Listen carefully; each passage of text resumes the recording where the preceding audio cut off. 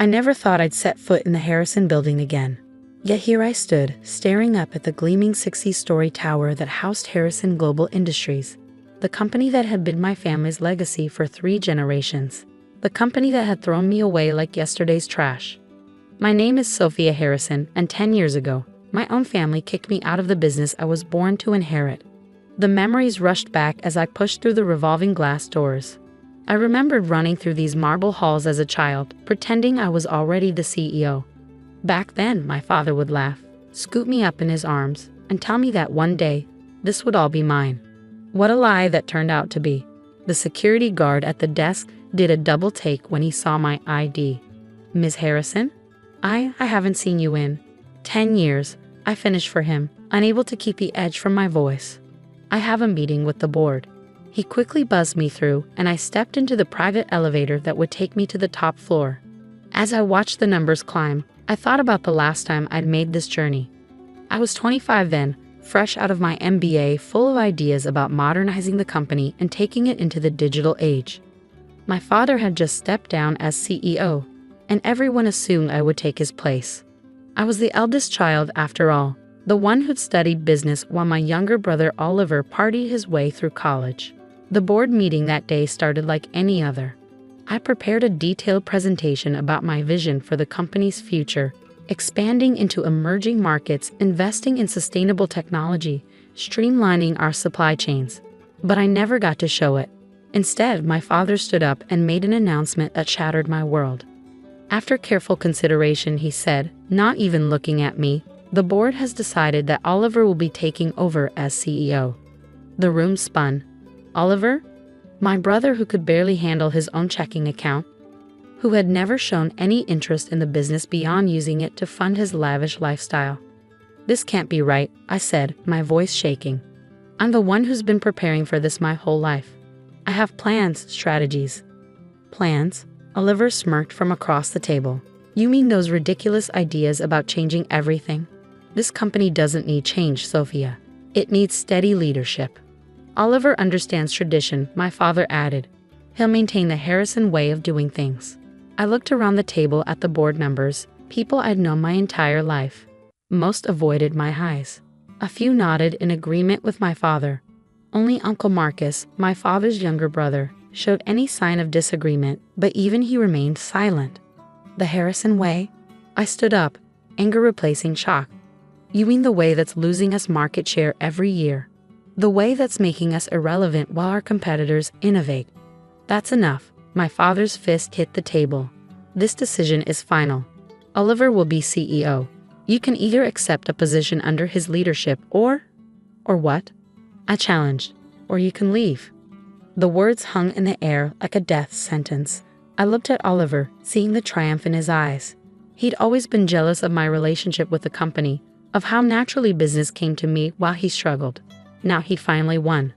Fine, I said quietly, gathering my papers. I quit. Sophia, don't be dramatic, my father sighed. Just because you're not CEO doesn't mean.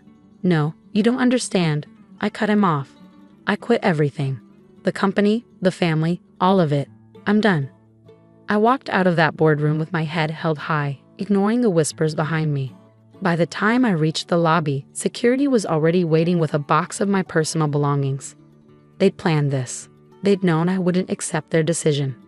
That night, I sat in my apartment staring at old family photos, trying to understand how it had all gone so wrong. My phone buzzed constantly with messages, most from my mother, begging me to reconsider. A few from Uncle Marcus expressing his sympathy. I ignored them all. Instead, I focused on the small leather-bound notebook in my hands. It had belonged to my grandfather, the man who built Harrison Global from the ground up. He'd given it to me on his deathbed, making me promise not to open it until I really needed it. There are secrets in here, Sophia, he'd whispered. Things about the company, about our family. Use them wisely. I kept that promise, carrying the notebook with me but never opening it. Now, with nothing left to lose, I broke the small brass lock and began to read. What I found inside changed everything. The notebook contained detailed records of my grandfather's early business dealings, including several that had never appeared in any official company documents. There were names, dates, account numbers, and most importantly, Details about a series of offshore holdings that no one else knew existed. My grandfather, it seemed, had set up a complex network of shell companies decades ago, companies that technically owned significant portions of Harrison Global's most valuable assets, companies that, according to the documentation in the notebook, he had quietly transferred to my name on my 18th birthday. I stayed up all night, poring over the contents. By morning, I had a plan. The next day, I withdrew every penny from my trust fund and booked a one-way ticket to Singapore. If my family wanted to push me out, fine. I would build something of my own, something so successful that they would regret ever doubting me. I spent the next decade doing exactly that. While Oliver ran Harrison Global the traditional way, which mostly meant maintaining the status quo and taking long lunches with old clients, I was building an empire in Asia. I started small, using my grandfather's connections to get meetings with investors. Within 2 years, I had founded Aurora Ventures, a technology investment firm that specialized in exactly the kind of innovation Harrison Global had rejected. I worked 18-hour days, lived on coffee and determination, and poured every ounce of energy into proving them wrong. While my brother appeared in society pages at charity galas, I was in startup offices and factory floors, identifying the next big technological breakthroughs. Year by year, Aurora Ventures grew. We funded revolutionary AI companies, backed sustainable energy projects, and invested in cutting-edge medical technology. Every success felt like a personal victory, a vindication of everything I tried to tell the board that day. I never looked back, never attended family events, never responded to the increasingly desperate messages from my mother about reconciliation. The only person I stayed in touch with was Uncle Marcus, who occasionally sent me updates about the company. And oh, what updates they were. Under Oliver's leadership, Harrison Global stagnated. They lost major contracts to more innovative competitors. Their stock price dropped steadily. Old clients began jumping ship to younger, more dynamic companies, many of which were backed by Aurora Ventures, though Oliver never made the connection. He was too busy enjoying his CEO title to notice that his sister was systematically dismantling his empire from halfway across the world. Then came the message I'd been waiting 10 years to receive. It was a Tuesday evening in Singapore. I was in my office, reviewing potential investments, when an urgent email arrived from Uncle Marcus. Sophia, they're finally realizing how badly they need you. Harrison Global is about to lose everything. Oliver's mismanagement has brought us to the brink of bankruptcy. The board is desperate to close a deal with Maxwell Corp, a $50 million investment that could save the company. But here's the thing they don't know yet. According to your grandfather's arrangements, that deal can't go through without your signature. You own controlling interest in the subsidiaries they're trying to sell. The board meeting is next week. They're going to find out soon. Thought you'd want to know. Uncle Marcus. I leaned back in my chair, a smile spreading across my face. 10 years of waiting, building, preparing for this moment. Finally, it was time to go home. I made a few calls, booked a first-class ticket to New York, and began reviewing the documents my grandfather had left me. Everything was exactly as he predicted. Harrison Global couldn't make any major asset sales without approval from the shell companies he'd set up. Companies that I legally controlled. My brother was about to learn a very expensive lesson about the true meaning of family business. The Harrison Global boardroom hadn't changed in 10 years. Same mahogany table, same leather chairs, same oil painting of my grandfather overlooking it all. But the people around the table looked considerably more worried than the last time I'd seen them. I watched through the glass walls as they filed in for the emergency board meeting. Oliver, now sporting gray at his temples, shifting papers nervously. My father, looking older and more tired than I remembered. The board members, their faces etched with concern. None of them knew I was waiting in the adjoining office with Uncle Marcus. They're about to present the Maxwell Corp deal, Marcus whispered. Should I tell them you're here? I shook my head, watching as Maxwell Corp's CEO, James Maxwell, entered the room with his legal team. Let them get through the presentation first. I want to see their faces when they realize.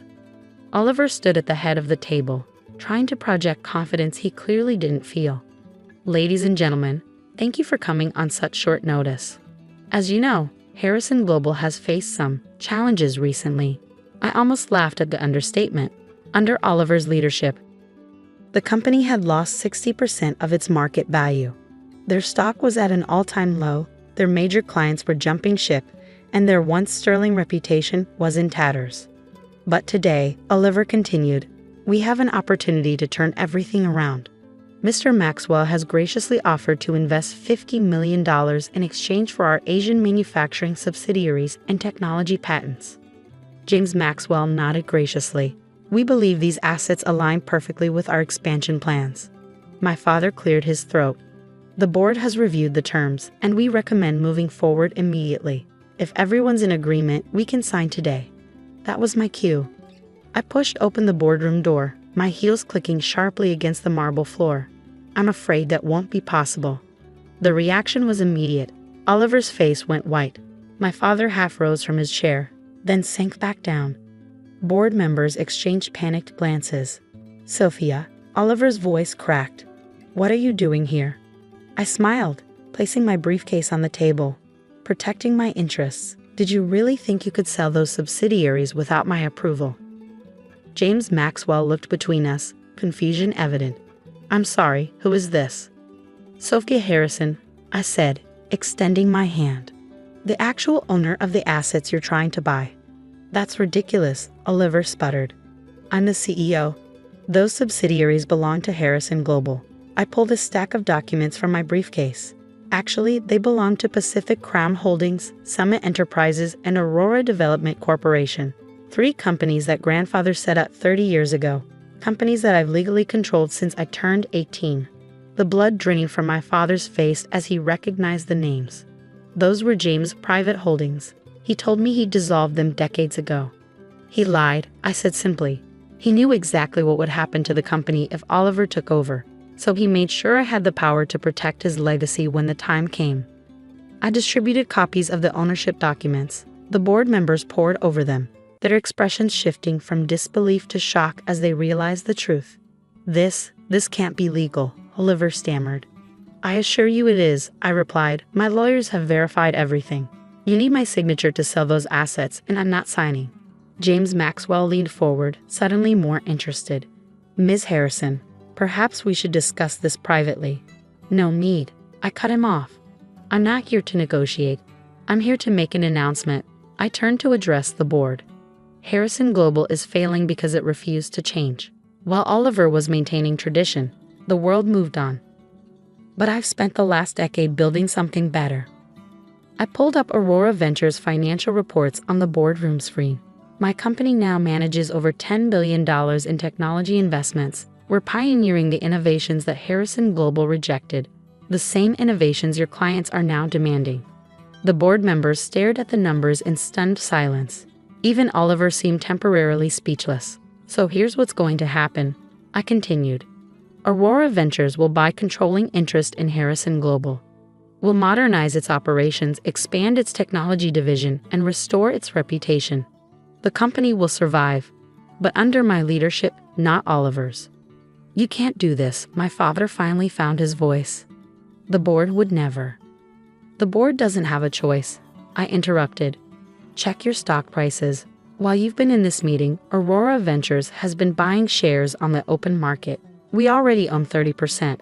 Combined with my ownership of the subsidiaries, I have effective control. Oliver collapsed into his chair, the reality of the situation finally hitting him. You've been planning this all along. No, brother dear, you did this to yourself. I just waited for the right moment to step in and clean up your mess. I turned to James Maxwell. I apologize for wasting your time, Mr. Maxwell, but Harrison Global is no longer for sale. As Maxwell and his team gathered their things to leave, I surveyed the shocked faces around the table. These people had thrown me out, thinking they'd never need me again.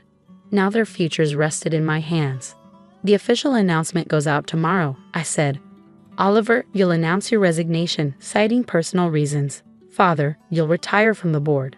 The rest of you can either adapt to the new Harrison Global or tender your resignations.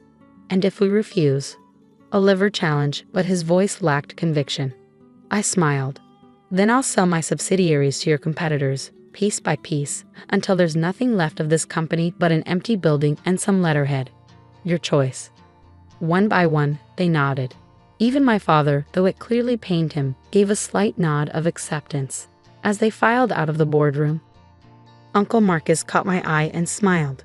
He'd been the only one who believed in me, who'd understood why I had to leave and build something of my own. I walked to the window, looking out over the city.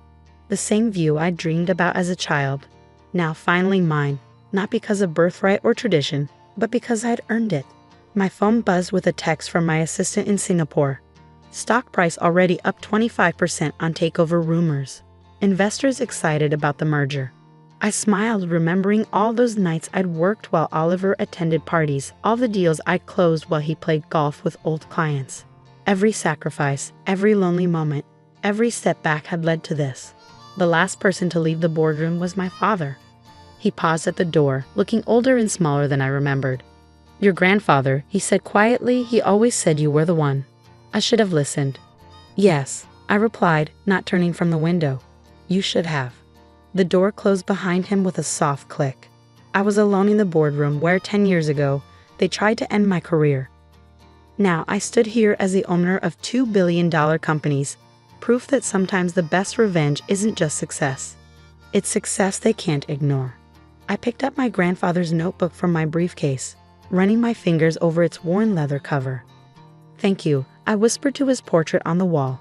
He'd given me the tools I needed, but I built something he never could have imagined. Tomorrow, the business world would be buzzing about the merger, about how Sophia Harrison, the exiled daughter, had orchestrated the biggest corporate takeover of the year, about how the sister they dismissed as worthless had become the savior they desperately needed. But tonight, I simply sat in my grandfather's chair, savoring the silence of victory. Sometimes revenge takes patience, planning, and a decade of quiet work. But when it finally arrives, it's worth every minute of waiting. I opened my laptop and began drafting the press release that would shake the business world.